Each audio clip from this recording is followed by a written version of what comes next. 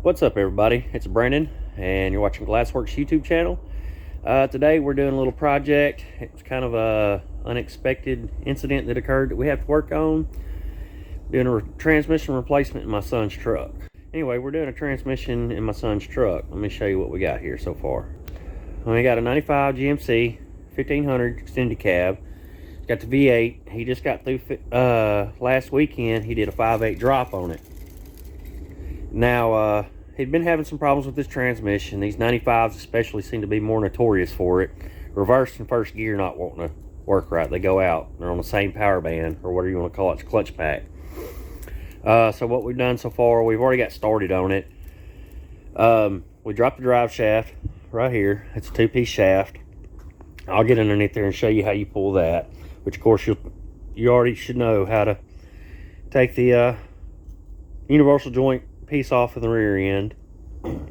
Of course, to do that, you'll want to put the truck neutral, work the shifter from underneath, whatever, jack it up where the wheels will spin, turn the shaft, pull the bolts out. For the carrier bearing, you'll have two 15mm sockets or nuts and bolts you'll have to take off. You have to have a wrench and a socket, and then you just slide it all out as one piece. Then of course, you want to set it to where you can work safely on it. We've got a jack under there for safety just in case it tries to roll. E-brake is set, and we've got it set up where we can kind of fit underneath there. Now, we also, to get the transmission out, you got to drop that section of the exhaust, which is going to be 3 bolts on each side and then 2 back there. So you'll want to use WD-40, shit like that, so you don't break the bolts. Unfortunately, this one had bolts that broke, so we had to get that fixed. And this is the new used transmission that's going in, and I'll get underneath there and show you exactly the steps you need to do once you get all these other parts off, which I'll show you underneath as well. What it looks like underneath, where everything's at. Of course, also when you get ready to drop that piece, you want to disconnect that little piece right there for the O2 sensor so you don't break any wiring. And I'll show you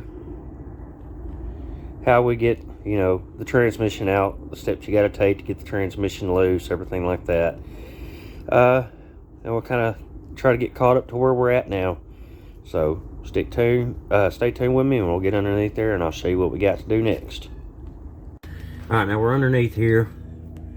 You can see drive shaft, everything like that's removed. Exhaust is removed, like I was saying. What you have to do is there's going to be 4 bolts right here to remove this lower cover off. Take that cover off after you get the exhaust off. That way you can access the 3 bolts on the torque converter. You got to unbolt them 3 bolts between the torque converter and the flywheel. That way you can get the transmission loose. Can't really see, but see if I can turn the light on. Give me just 1 second. Alright, you can see the 2 shiny spots right there and right there. On the passenger side will be a cover right here that protects a wiring harness. And it'll have a jam nut and then a bolt. You'll have to take the jam nut off first, and then you'll have to take the bolt off. The jam nut, I think, was a 13, and then the bolt was a 14. You'll take both of those 2 out. You'll have to do, there'll be 2 more bolts just like that on the other side. You have to get them out, and then up towards the top will be 2 more bolts. So in total, there's 6 bolts holding the transmission on, and then 4. 1, 2, and then there'll be 2 more on the other side. I can't tell if you can see from there or not, but anyway, there'll be 4 bolts in this cover. You pull them off, and then you'll take the 3 bolts out of the flywheel. Alright, I got y'all zoomed out now where you can see. There'll be 4 bolts in this cover here. You'll take them out, then you'll take the 3 bolts out of the torque converter from the flywheel. Then you're going to loosen that one up. It's a transmission mount. And then point them bolts up, Bubba. Right there and there. There's 2 bolts on each side. You'll take them out. You'll put a jack into the transmission, slide your cross member out, and then of course you'll want to make sure all your cables and brackets are disconnected. There will be 2 transmission lines here. You'll have to get them loose once the transmission drops down.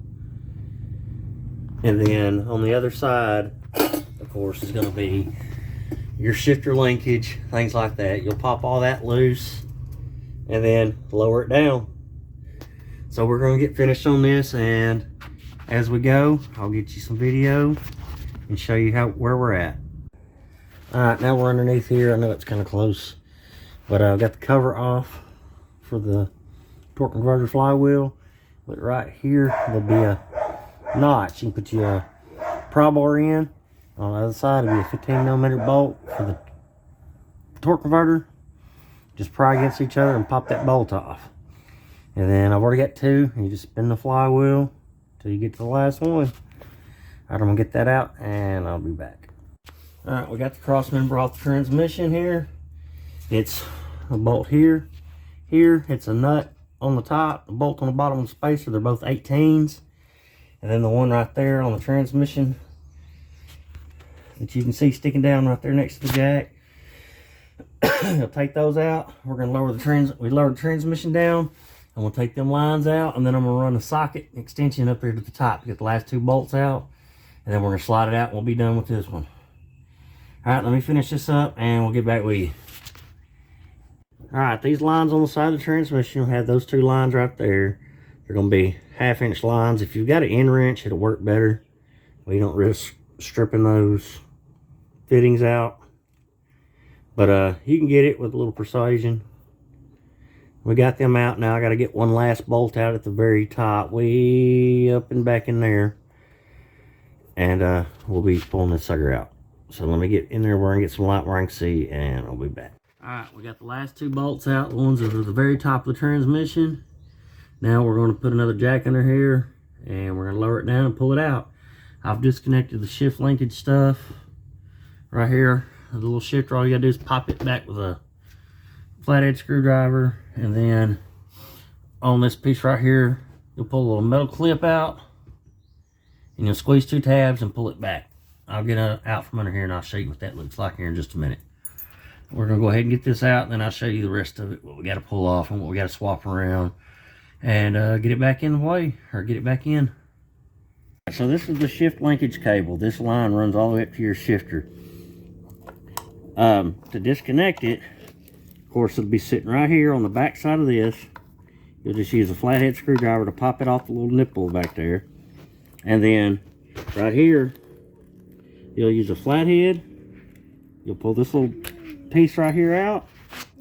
And then you'll have these two little ears right here. And it'll sit just like this with them ears, and it'll be locked in right there. You squeeze them ears down and you push back, and then it slides out like that. And then of course, when you get ready to put it back together, you stick it in there like that, give it a quick little pull. Those ears will go through here and they'll lock against that metal tab, and then you just connect this. Now you can slide this up right here, and you can push this in to adjust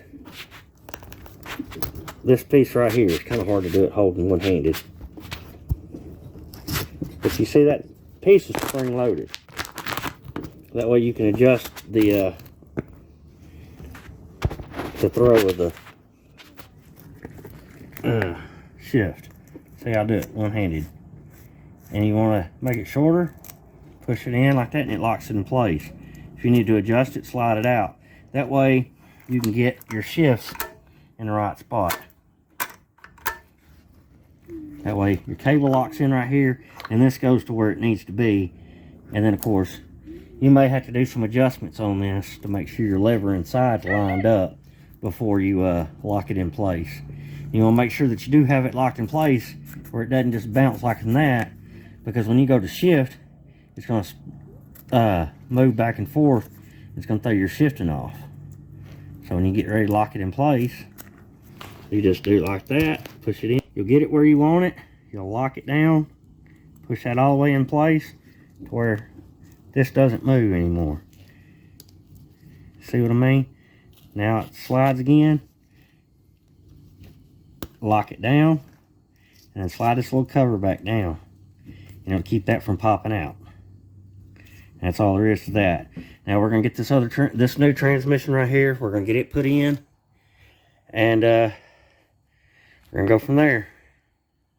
All right, we got the transmission out. As you can see by the color of that fluid, it was gone. So we're gonna get all the tools out. We're gonna spray it down, clean up from underneath here, and we're gonna go back from there. All right, so I got the old transmission out, and I got the new one under there. It's sitting on a jack, got a ratchet strap run through it to kind of help hold it in place. Now all I gotta do is gotta jack it up, and on the block itself will be some guide pins. Oh, how well you can see them there up there above the starter. Be one on each side. You can kind of see it right there, right above the starter next to the flywheel. Be a guide pin on each side. You gotta get this transmission lined up with. This hole right here will slide on that guide pin. And then we'll get it in place, get some bolts in it. And then I'll get the torque converter bolted back to the flywheel. And we'll get all that good stuff done and get it raised back up, cross member.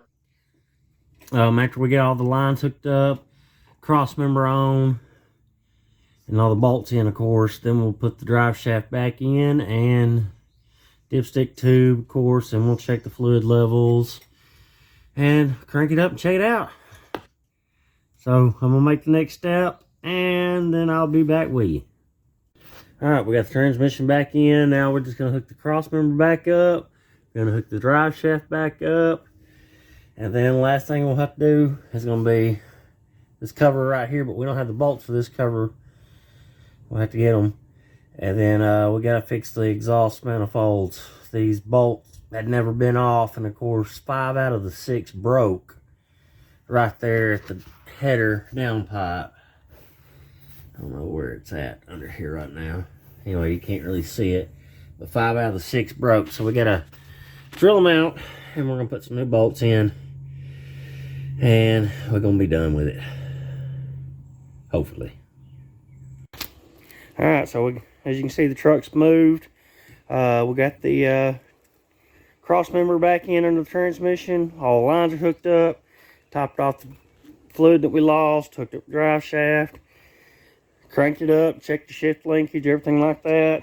He backed it up, and it backed up good.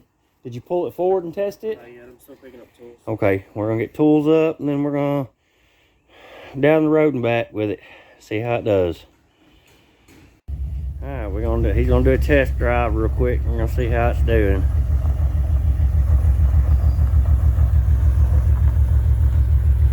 Just make a quick down the road and back just to check it out. Make sure it's gonna cycle gears.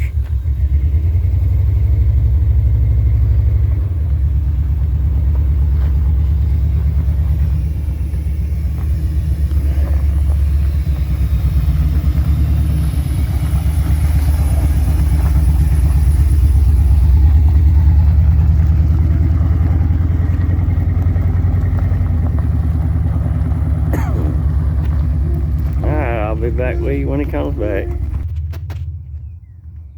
All right, you hear him coming.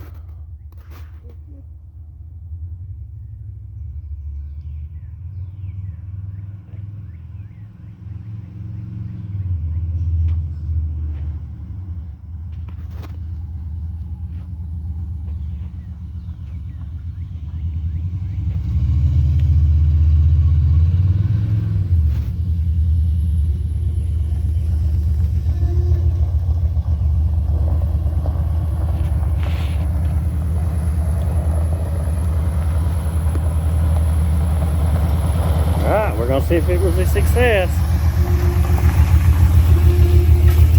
Alright, so a little update on the truck. Last time we seen it, he was driving it a little bit, test driving it. Transmission came out of a V6. It had been sitting for, I think last registration was 2018, so about 5 years. At first it didn't want to really do nothing at all, but it's starting to slowly open itself up, everything like that, and work a little bit better. It's shifting between 2,500 to 3,000 RPM. But being a V6, it's really not going to last long against that V8 that's in it. Replaced the seal in the end of the tail housing, going to the slip joint yoke. Some reason it's still puking trans fluid out the rear end of the tail shaft. I think maybe the bushing inside the tail housing's bad.